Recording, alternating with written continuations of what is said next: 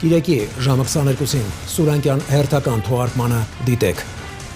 300,000 ադրբեջանցիների Հայաստանում բնակվելու շրջաղմուկն ու պաշտոնական Երևանի անհամաչափ արձագանքը, ովքեր եւ ինչպես կարող են զսպել Ադրբեջանի ցավալապաշտական նկրտումներն ու որ երկրներն են շահելու թրիփի գործարկումից։ 300,000 ադրբեջանցիների համայնքը պաշտոնապես դիմել է Հայաստանի ղեկավարությանը։ Ադրբեջանը չափազանց լուրջ է մոտենում այս գործիքին։ Հիվանդ երևակայության արդյունք է։ Ամբողջությամբ արեստացին են երբեք նման հարց չեն քննարկել, ստեղծել վերադարձի եւ վերաինտեգրման համապատասխան պայմաններ։ Հայաստանի պետության վրա ճնշում գործադրելու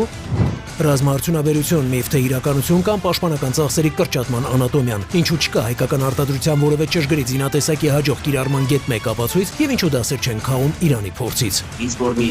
կարևորագույն դետալ ինքնուրույն արտադրի։ 50 միլիոն էլ ծախսվեր նոր մշակումների վրա։ Վերցնում են խոտ հնձիչի սովորական շարժիչը, մոդիֆիկացնում բարելավում այն, ինչ որ տեխնիկա ցուցադրելը դա ռազմաարդյունաբերություն չի։ Ինչ որ մեկը խոտում է բայրակտարի էֆեկտիվության մասին, ոչ։ Մենք միշտ ունեցել ենք թույլ տեղ։ Բուհերի գյուղատնտեսական բաժիններում հայտագրումների իսպառ բացակայությունն ու գյուղնախարարության օպտիմալացման հետևանքները, որն է սահմանամերձ շրջաններից արտագաղթի պատճառը եւ ինչու պետությունը չի ցանկանում գրավիչ դարձնել գյուղմասնագիտությունները։ 53 մասնագիտություն ունի ընդամենը 1 դիմորդ։ Մի օր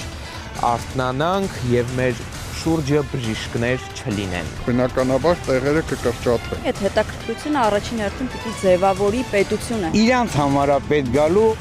Մեծերի անզգուշության հետևանքով տուժած երեխաներն ու հղի կնոջը առեղծված էին մահը, ինչը ավարտ է ունեցել հարբած վարորդի ու մոտոցիկլավարի մասնակցության վթարն ու որտեղ էին հայտնաբերել մահացածին։ 12 վիրավոր Ունի մետր թռած կլինի։ Սա հետքերն ասա։ կանցան սևանի Շատ արագ է։ 5 երեխա են։ Արմալի չի տեսել։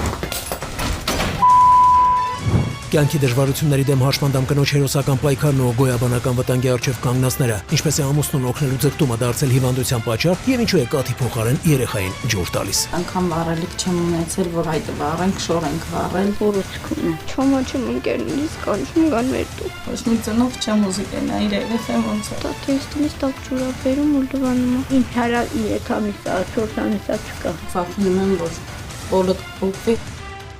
Ցավոտ հարցերի պատասխանները կգտնենք միասին։